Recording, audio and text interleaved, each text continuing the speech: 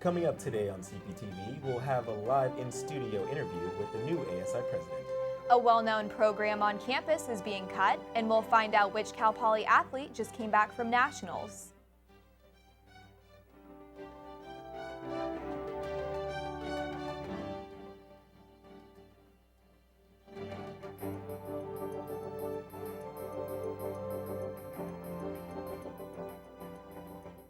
Thanks for joining us. I'm Katie McDermott. And I'm Denzel Quarterman.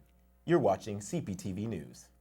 Good afternoon. A new student body president is preparing for office this week after a record number of students showed up for ASI elections on Wednesday.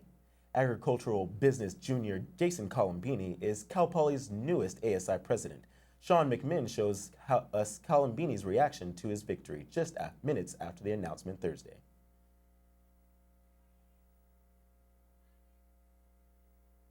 All over the place. This is all surreal. I'm shaking. I can't even take it all in right now. That's agricultural business junior Jason Colombini, who captured the ASI presidency after nearly 2 weeks of campaigning.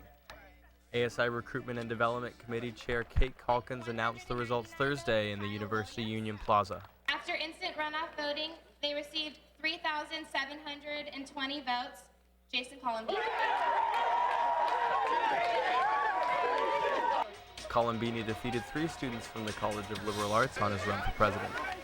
This election turnout broke a Cal Poly ASI record with 40% of students voting. Colombini celebrated with supporters and embraced his opponents after the announcement. Still, he was ready to get away from the excitement. I think I'm just going to go sleep. I need some sleep. Students we talked to Monday didn't know who would win the election, but had some advice for whoever ended up on top. Be a good connection between, the higher powers or whatever, the man and the students. Just a leader, a well-spoken person. It'd be helpful if they could address people on a more individual level. The new ASI president is already looking to get campus feedback and start delivering on his campaign promise to be a servant leader for students. I know I don't take office till June, but I want to start meeting people. So if you want to contact me, I'll be out there. I'm going to try to be out at Dexter and places as much as I can. I want to start getting the input now. Sean McMinn, CPTV. And we have the new ASI president in the studio with us. Jason, thanks for joining us. Thank you. Can you tell me how it feels now that you won? Well, I'm definitely relieved, obviously. I mean, after so much of the active campaigning for basically the entire quarter, you get a lot less sleep, you skip meals and whatnot. So it's nice that it's all done, and I'm so glad that it worked out for us. Now we can really start making Cal Poly a better place. All right, and can you tell us what are the few things that you're going to try and do when you get into office? Well, I think day one is to meet with my chief of staff and executive cabinet and start talking about how is it that we're going to be outreaching to students, what's the best way to do that, and how can we really focus on finding out what the students' ideas are and how we can implement those on campus. I think just changing the idea of who the ASI president is important as well, that it's not some high-up student that's on a different level than the rest of the students, but it's just another student just like anyone else and needs to be out there and remember that that's what you're all about. And Jason, you are the first male to win the ASI presidency since 2008. How do you feel about that? I don't think it really matters what your race, color, or creed is when it comes to the ASI president, just as long as you're representing the students. So. Well, awesome. Well, thank you so much for joining us, and good luck with the rest of your presidency. We're excited to see where you take it. Great. Thank you very much. All right. The CSU Chancellor is visiting Cal Poly on May 1st and 2nd. Chancellor White is meeting with students and faculty and staff to give them a chance to voice their concerns on topics like the semester conversion. White will hold an open forum from 4 to 5:30 p.m. Thursday, May 2nd at Harmon Hall in the PAC. Those with concerns are urged to submit their questions in advance. You can send questions to President Armstrong, Academic Senate Chair Steve Rain, or ASI President Katie Morrow. You can also watch a live webcast of the forum on the President's office website. The Dean of Orfalea Business College is leaving after the end of spring quarter. Dave Christie took a job as Provost and Senior Vice President for Academic Affairs at Barrage College in New York City. Christie has been at Cal Poly since 2004. The interim dean will be announced soon, and the university will begin a national search for the new permanent dean of the business college. Students might have to say goodbye to a top academic program on campus. Olivia DeGeneiro got their reaction to some unpleasant news.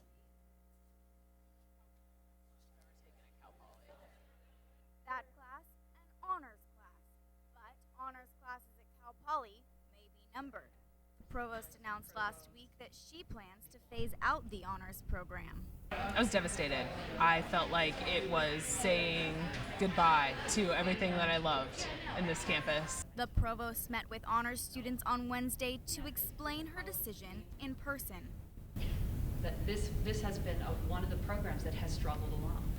You know, it's a whole series of things. It's finances, it's time, it's interest. We apologize for the audio problems. The provost will meet with Cal Poly's Academic Senate on Tuesday, where she could announce her decision to cut the honors program. The Cal Poly Library wins an award for outstanding achievement in promotion of library services. Cal Poly was one of 8 schools to win the John Cotton Dana Award, along with a $10,000 grant. Cal Poly's winning application was based on the library's 2012 Banned Books campaign. The award will be given at the American Library Association Conference in Chicago this summer. Cal Poly is celebrating another year of success. The university won Communicating Sustainability Award category of the energy competition. Mr. Eco played an important role in the win. He is Cal Poly's own eco superhero, Brett Edwards. The Biennial Man report, Cal Poly's website, and Polypolar Bear also contributed to the win. The report says Cal Poly promotes a bicycle-friendly campus, recycling, sustainability, design, and more. After the commotion of last week's incidents in Boston, CPTV takes a look at whether Cal Poly is prepared for any potential disasters. Flags remain at half-staff on Cal Poly's campus in light of the recent bombing in Boston, Massachusetts. Incidents such as Newtown, Connecticut, and most recently the shooting at MIT begs the question, is Cal Poly ready in the event of an emergency? Our campus community, the faculty, staff, students, everybody, they are our first line of defense and in security on campus and keeping us safe on campus. Obviously, we have 24-hour patrol coverage on campus. However, there's more students, there's more faculty, more staff. Cal Poly's Poly Alert system is designed to alert students of threats to the campus community. Students such as freshman Zach Markowitz are eager to have such a system in place in the event of a crisis.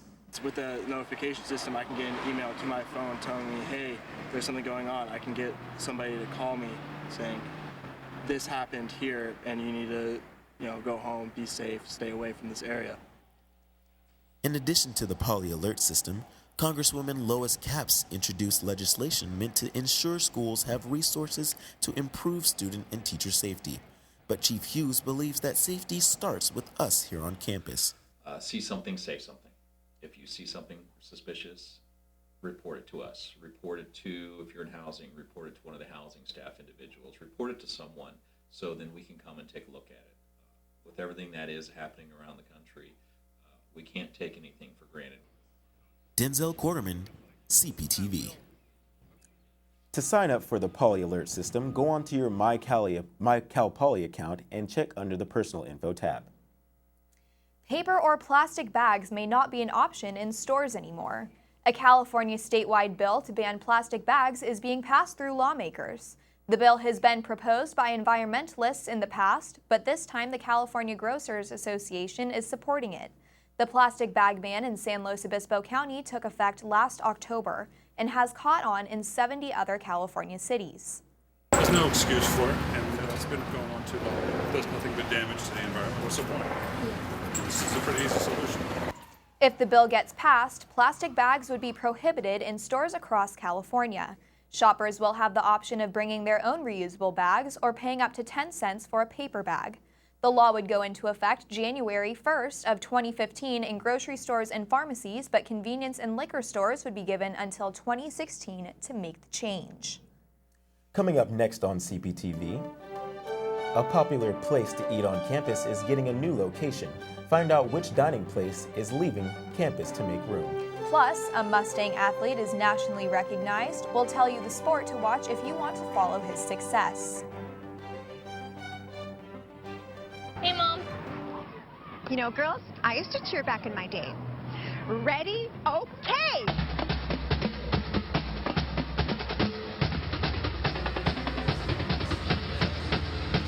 Go team! That was amazing, amazing, me. Mom, that was amazing. You don't have to be perfect to be a perfect parent. There are thousands of siblings in foster care who'll take you just as you are. Live with a human for a while, and you get to know a few things. Like, I know she's actually not a morning person. I know she does strange tricks for no treats. I know that water makes her howl like crazy. I even know how the floor stays so clean. She's quick. But the one thing I will never, for the life of me, know is how she gets so tiny and inside that box. Natalie, how do you get so tiny? Hey, I'm Anderson Cooper. As a parent, you want to make sure that your child knows how to deal with bullying when they see it happening. And chances are they want to help, but they don't really know how. Well, teach them that the best thing to do is calmly walk away, find a teacher or other adult, and speak up. And do your part. Be that adult they can talk to and trust will listen. Join me to help stop bullying. Go to stopbullying.gov to find out more.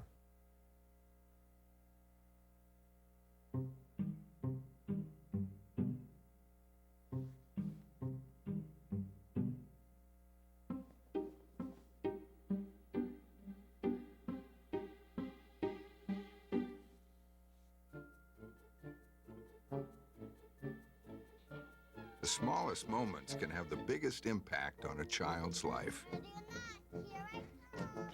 Take time to be a dad today. Pete's Coffee in PCV is closing after the end of this quarter. The Cal Poly Corporation chose to not renew its contract with the vendor because it is not as popular with students. Another location of Tacos to Go will take its place. Most students said in a survey that they would like to see more Mexican food on campus instead of other options.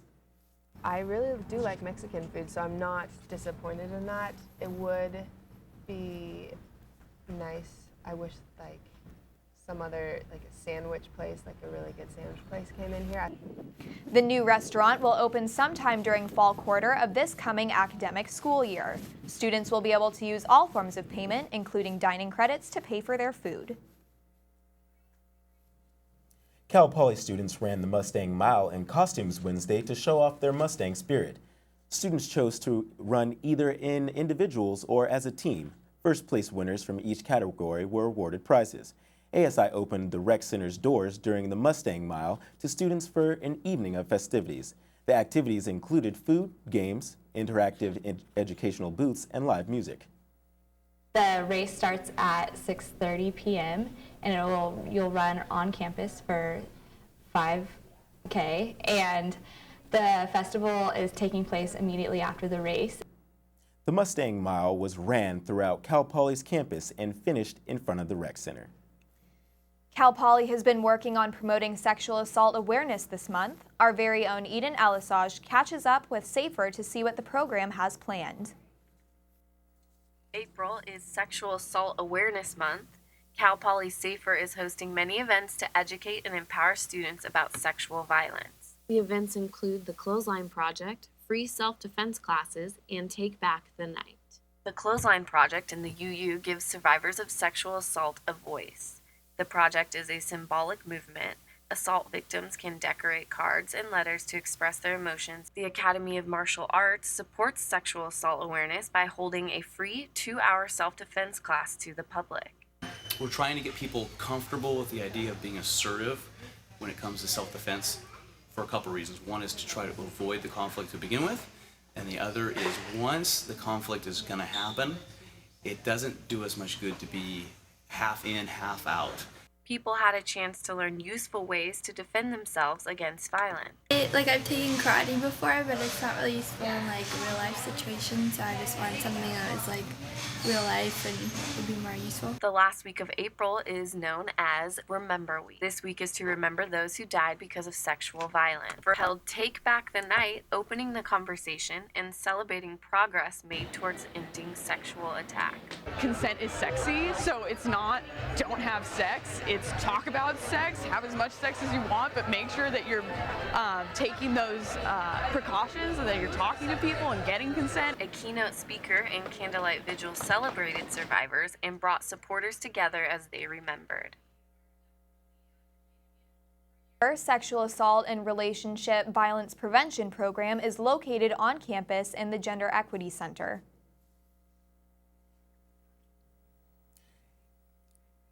ASI has changed the rules for their line dancing in the Chumash Auditorium. Cal Poly's line dancing club is no longer allowed to wear boots or stomp their feet at events. This all happened when ASI got a call about Cal Poly's bookstore windows and walls shaking due to the dancing. Club organizer Olivia Georgie says that members were disappointed when they found out about the new restrictions, but that it will not stop anyone from going. You know, it's something that we're all passionate about and that we love, and so change is difficult, but I think that we can still go and have a good time. Safety concerns prompted ASI and administration to keep an eye out for future club events. These dances will serve as a trial to the new rules. There are 2 more dances in the Chumash left for spring, one tonight and another on June 7th. The owner of Fresh and Easy Market is selling the chain after 5 years in business without a profit. Britain's largest grocer, Tesco, is attempting to sell Fresh and Easy's 200 stores in California, Arizona, and Nevada. Analysts say Fresh and Easy's self-service checkout stands confuse customers, and the focus on ready-made meals isn't in tune with the customer wants. Business will continue as usual at the San Luis Obispo store on Broad Street until Tesco finds a buyer. The Slow Fresh and Easy opened in February of 2012 and employs 15 people. A dog who was once on the brink of survival at Animal Services is now saving people's lives. Julianne Roth shows us how one dog made his way from San Luis Obispo all the way to Waco, Texas. Hayden, over! Hayden was transferred to the Woods Humane Society in 2009. He was picked up as a stray, wound up in a shelter. We noticed that around his muzzle there was significant scarring, which essentially means that there was a home remedy for barking. Whoever had this dog before, they had wrapped his mouth shut with a wire. Despite abuse and abandonment, Hayden still has a happy demeanor. The funny thing about Hayden, though, is he'd sit there with the biggest smile on his face. Every time I talk about him, it brings a chill down my neck. The Search Dog Foundation took Hayden in and trained him for search and rescue. Fortunately, even though he's come from all this abuse, he's now able to go out and he's saving human lives. Hayden currently lives and trains with retired police officer Mike Hargrove, who works for a search and rescue organization in Texas. The pair searched several houses after the fertilizer plant explosion in Texas last week. Julianne Roth, CPTV. You can watch the courageous pair on an episode of PBS's Shelter Me at 7 p.m. on Sunday. Well, it's heating up this weekend. We'll have your 5-day forecast after the break. And coming up next, find out where the football team stands in their search for a new quarterback. And learn about which Mustang received national honors this past week. Now it's time for This Week in Bad Stats. Bad stats? Horrible stats. Here goes. 132. That's how many batters struck out 4 times in one game last season. Wow, very good. Here's a tough one, though. 3 and 4. No idea. That's how many kids witness bullying. 3 out of 4. That's not a good stat. No, it's not, but it can change. Kids want to help, but they don't know how. Visit stopbullying.gov and give them the tools they need to help prevent bullying. There are plenty of safe ways kids can help at stopbullying.gov.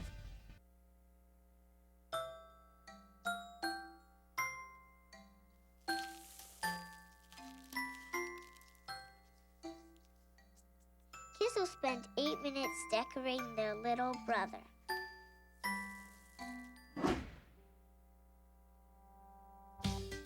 Brushing for 2 minutes now can save your child from severe tooth pain later.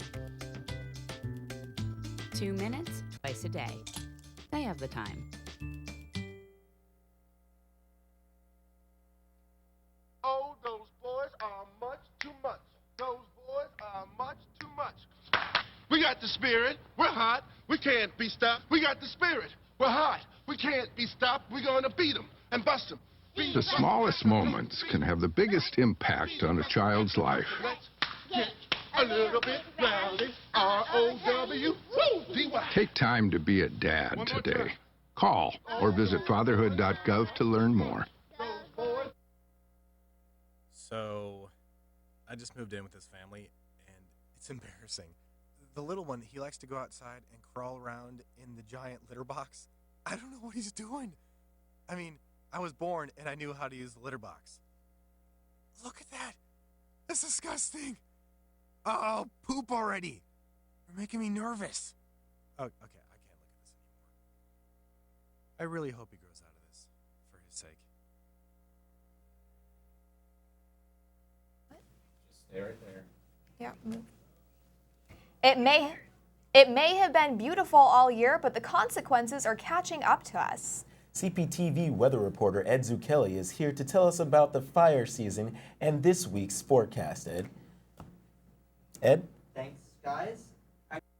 Behind me, the Cal Poly P. It's looking a little green still. Surprisingly, though, if you look under the roots, down the roots, not quite as green as it seems. It's very dry. We haven't gotten much rain here. It's been raining. Like we've got in LA, I know it's been 2 inches instead of their usual 10 inches. It's very, very, very dry. It's going to cause a problem coming up here. We've had 2 unusual dry years. It's going to catch up to us. We do have reservoirs of water in place, so we're ready to go for this kind of instance, but it's going to cause a lot of problems for fires. Cal Fire just said the other day that they are going to be increasing the fire season up a couple weeks to Monday, which is very unusual. So let's go ahead and look at our headlines. The high pressure system is coming through the weekend. So we're going to have higher than normal temps, be 80 degrees in San Luis. It'll be much lower down to mid 60s, lower 70s at the beach. Very great weekend to head out there. But it'll be a cooling trend through midweek. So if the fog and everything else still will be coming through, it'll be much cooler and different. So if you look at our temperatures over here, you can see it's going to be 85 today in Paso Robles, 83 in Atascadero, 69 in Rio Grande, and 78 in Solvang. So let's go ahead and look at our 5-day forecast. As you can see, 72 today in San Luis Obispo, 49 for the low. Be kind of staying in the 40s today and throughout the week. So yeah, that's it for our forecast. Back to you. Thank you so much, Ed. I have to say I'm pretty excited about the warm weather this weekend. I really just can't wait to go take a nap in the sun. Oh yeah, I can't wait to get out to the beach myself. So it looks like we've got Trent in the studio. Trent, I heard you got to catch up with the football team. How are they progressing after last week's scrimmage? Yeah, hey guys. It looks like they're down from about 5 guys to 4 guys, and the coach said it might not even be solved till the next school year. So we don't know as of now, but let's take a look. Wow. So Cal Poly football finished their Wednesday practices still with a big question mark. Head coach Tim Walsh commented on the unsurety of the position.